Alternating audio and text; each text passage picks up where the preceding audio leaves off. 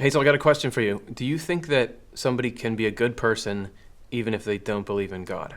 The answer seems obviously like yes. There's tons of people who don't believe in God who are like they're kind and they're thoughtful and they're moral and gentle and whatever else makes a good person, but you know it kind of when you see it. But what about the idea that all goodness comes from God?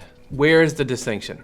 And also there does seem to be this distinction between do you believe in the existence of God and do you not, or are you a good person or not? Where do those intersect? I think we can have our cake and eat it too. I think that there is a reality where you can be good without God and yet your goodness is still coming from God and you still have something crucial in common with someone who does believe in God. We're gonna at the same time answer the question of how do we stop being selfish and start being more good as well. And this is all wrapped up in this most famous early command in the Bible, let there be light. So the first thing that we got to figure out for any of this to work is what do I mean when I say goodness, or what is goodness? I think anybody has a concept of good. If you say, is this good or not? Everyone can say, yeah, that's good, or that's not good. But there's actual goodness, and then there's like our perceived goodness. There's fake goodness. As a kid, you sort of have fake goodness. I mean, anything that you like, you call good. Well, how much sugar can they put in this cereal? I want more of that. It tastes good, so it's good. My daughter used to say, she doesn't say it anymore, but when she was little, if something didn't go the way she wanted, she would say, "That's not fair. That's not fair. You didn't give me that. That's not fair." that's not what fairness is. But when you're in that mindset, anything that goes against me is not good. And that's fine, and it's cute when kids have it, and it's good, and it's part of how you grow up. But if you're an adult and you're staying in that phase, if you're still at a point where you say whatever my ego wants is what goodness is, there's never a deviance between those two things, then you're in a state that's called the abyss. Actually, that's the exact same abyss it talks about in the very, very beginning of the Bible. And the earth was void and emptiness, and there was darkness on the face of the abyss. And the Spirit of God was constantly moving on the face of the water. The face of the abyss means our cravings and the falsities these give rise to. We are wholly made up of cravings and falsities and wholly surrounded by them. Because no ray of light is in us, we are like an abyss, or something disorganized and dim. So no offense, but you're a disorganized, dim abyss. Or at least at some point you were. Everybody starts in that phase when it's just like you don't really know there's anything outside of you. This is the problem. This is the place we got to get out of. That's not a good place for a person to be in. I'm not saying people in that state or when we're in that state, because I think you kind of can fluctuate back into the abyss helpfully throughout your life. I'm not saying people can't do good things in that state. But they're not all the way good things because the motivation for them is not good. I mean, obviously, if you're a totally self-centered person, acting self-centeredly, you can give somebody a gift or something, or a lollipop, and someone could look at that snapshot of that and say, that's good. That was good that you did that. But if you then watch what happens next, and it's just you were trying to distract that person so you could go and steal their purse or their wallet or something, obviously then if you rewound, you'd say, no, that action in that moment, it was not good. It seemed to be good. It was not good. If you're virtue signaling on the internet, and you're like, I'm saying this good thing, but really I'm just like trying to get those likes. It's not that good. It can do good. It can inspire people, but it's not intrinsically good. Swedenborg compares it to gold plating on something. So how much is this golden coin worth? Probably a lot, because gold is worth a lot, right? This is not really gold. He makes this comparison. He says, we can tell by science whether gold is substantially good, whether it is alloyed or fake, or whether it is just gilding. But science cannot tell us whether the good we are doing is essentially good. We don't want our perspective of the good we do to just kind of look good but not really be good. So in order to find out what's really good, you have to go deeper. Because, this is not actually gold. It's chocolate. Okay, this is not a good example because chocolate is just about as good as gold. Excuse me here, I have to eat this thing.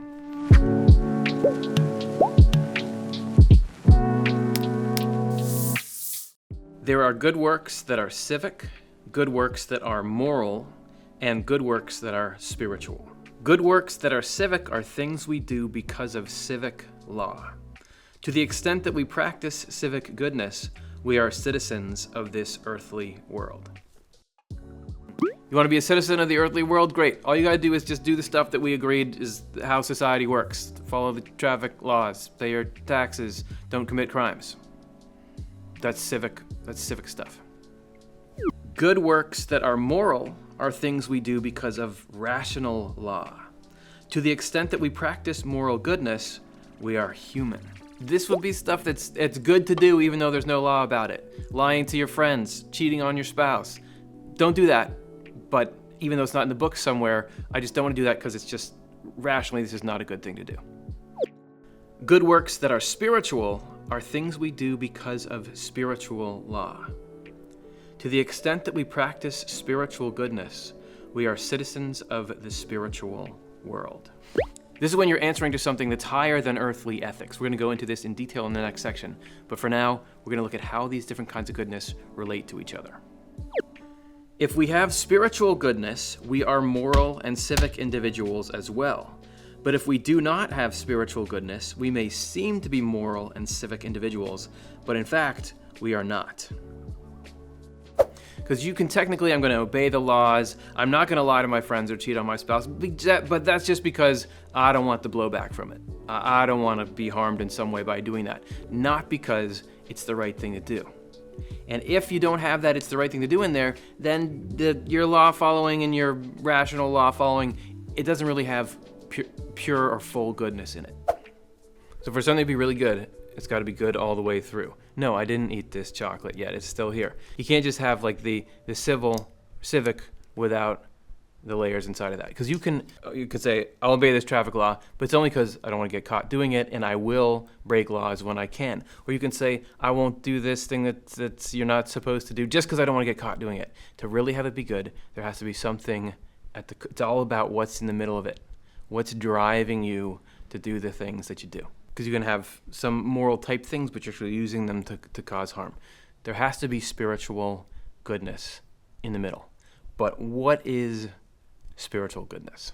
This is the distinction between you're in the abyss or you're not in the abyss. And it's actually laid out in the beginning of the creation story. So like I said, we start out in the dark. We've got this self-centered abyss state that we're in. And, people can tell us, hey, you got to stop doing that. Here's how you change. Here's some ideas. Ultimately, it's up to us whether or not we want to take the step. You can live in the abyss. You don't have to leave it. But if you think, no, there's something else that I want to go toward, there's going to have to be a little bit of work done to get out of the darkness and into the light. Before we can learn what is true and be affected by what is good, the things that stand in the way and resist have to be put aside. The old self must die before the new self can be conceived. It's like you're like a rocket shedding your boosters to get this old stuff has got to go. And actually that's something that God has been hoping we would do and planning for. There's actually stuff in us, everything good that you've ever experienced since you were a little kid, God stores that away in you and is ready to deploy that as soon as you make the decision that I want to get out. I want to get out of the abyss. I want to see if there's something beyond my selfishness and my self-centered perspective. Maybe other people exist. Maybe they matter too. Wait, what would it be like if we started to care about each other? What's that world like? I want to see that. And the earth was void and emptiness, and there was darkness on the face of the abyss, and the Spirit of God was constantly moving on the face of the water. The Spirit of God stands for the Lord's mercy, which is portrayed as moving constantly, like a hen brooding over her eggs. What is being brooded over in this instance is what the Lord stores away in us, which throughout the Word is called a remnant, or survivors. It is a knowledge of truth and goodness, which can never emerge into the light of day until our outer nature has been devastated. Such knowledge is here called the face of the water. So we've got the abyss of selfishness, but there's a Spirit of God hovering over us. So throughout our life, God has been storing up in us little knowledge of what's right and true, and then as soon as we are ready to make that move, then it happens. This process begins where the darkness gets pushed away, or devastated, as Swedenborg calls it. So how do you get rid of darkness? Through light. Bam! You know this moment was coming. Let there be light is like the most famous part in the book. But what is this moment?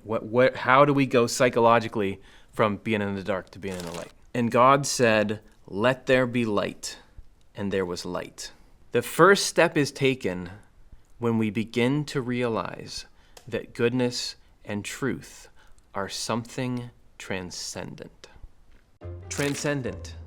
Merriam-Webster.com defines transcendent as exceeding usual limits, or extending or lying beyond the limits of ordinary experience.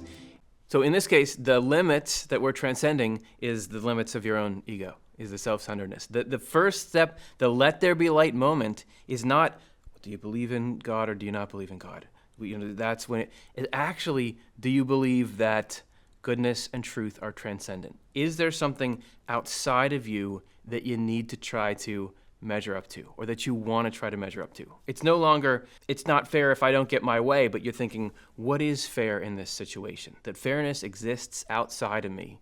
It's something transcendent. It's a common, a public thing, and is what I'm doing right now matching up to that fairness? That's the difference between the abyss and letting there be light. A human being has a light inside them for the first time when they feel like there's a right thing to do in this situation. And I need to make sure that I'm doing that. And I need to check my own impulses and urges and conclusions and see, wait, is that really good and true? Or is it just what I think is good and true? That's it. That's letting there be light. Swedenborg writes about this contrast. People who focus exclusively on externals do not even know what is good or what is true. Everything connected with self-love and the love of worldly advantages they consider good.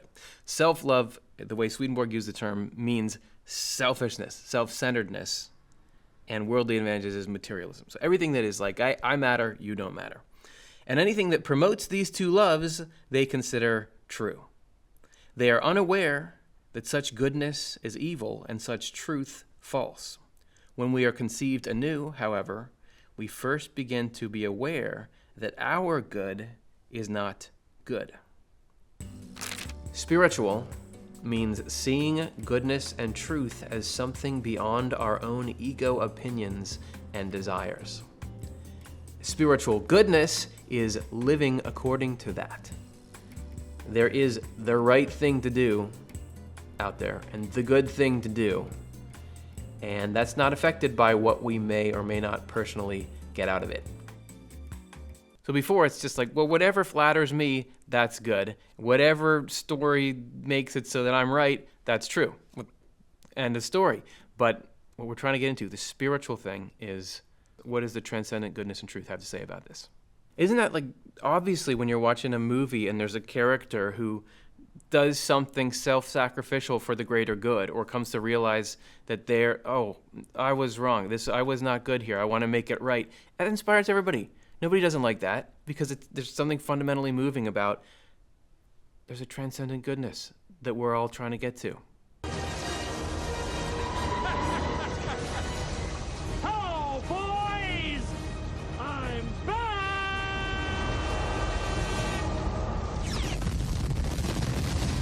So that's the crucial step. That's the first stage on the spiritual journey. Do you believe? I'm not going to get yet into, do you believe that God exists or not? Do you believe goodness and truth are something transcendent that we should follow? However, there is a step after that where once we've acknowledged that there is goodness, you begin to put the pieces together of what is the nature of that goodness? Why is there transcendent goodness? Where does that come from? Hey, thanks for watching. I hope you're enjoying the program. I hope that you find the perspective that's in it refreshing, a nice break from everything else. We need your help. There's no big corporate interest in making content like the content we make. We entirely depend on donations. We're a not-for-profit. If you don't say, I want this message in the world, I'm going to donate, it goes away. So please consider, there's a link right in the description. Any contribution you can make is a way to not only make sure you can keep seeing our stuff, but make sure the next person comes across it on the internet and it changes their life, like I've heard from so many people, and like the way that it's changed my life as well. So Support us, please. It means the world to us. It's how we can do what we do. Okay, back to the show. So we see the light's on. Then what happens? We've got to talk a little bit more about the distinction that happens in us that separates the before and after. And God saw the light, that it was good. And God made a distinction between light and darkness. And God called the light day, and the darkness he called night. The light is said to be good because it is from the Lord, who is goodness itself. The darkness is whatever looked like light to us before our new conception and birth, because we saw evil as good and falsity as truth, but it is actually darkness, our lingering sense of self-sufficiency. So God is goodness itself. And the main thing that's got to happen is there's a distinction between the darkness that can linger in the human heart and goodness itself. However, it can go beyond that.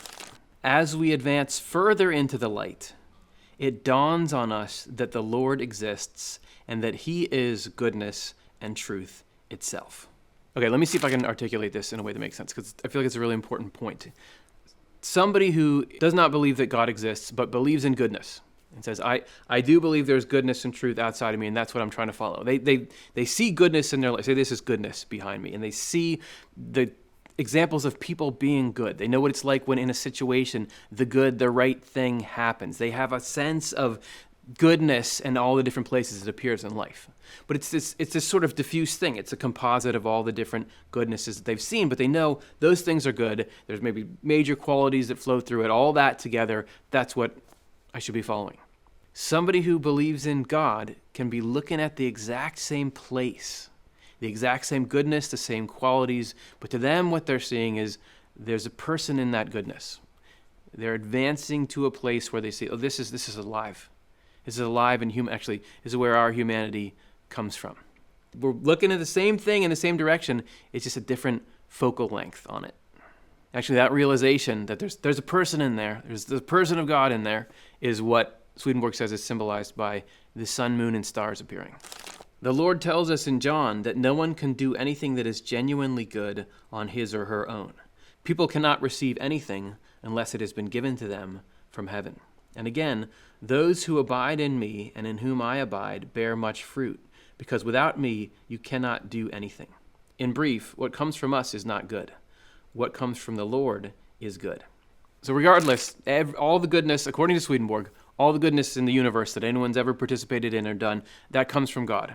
He's the source of all the goodness. As we trace that goodness back to its source, we'll start to see the idea of God emerge. But the goodness is who God is. So even somebody who's like, I don't know, for whatever reason, I don't like the idea of God, but I really am moved by goodness, and I want to go after it, and I want to do it, and I believe it's something outside myself. They're looking in the same place that somebody who believes in God in a good way is looking. Because you can have somebody who says, I believe in God, of course I believe in God, but actually all they do is take God and have God do exactly what their ego wants, so they still haven't made that distinction between their good and something transcendent. You're on the same team. You're on the same team when you believe something good is out there, and I'm trying my best to follow it.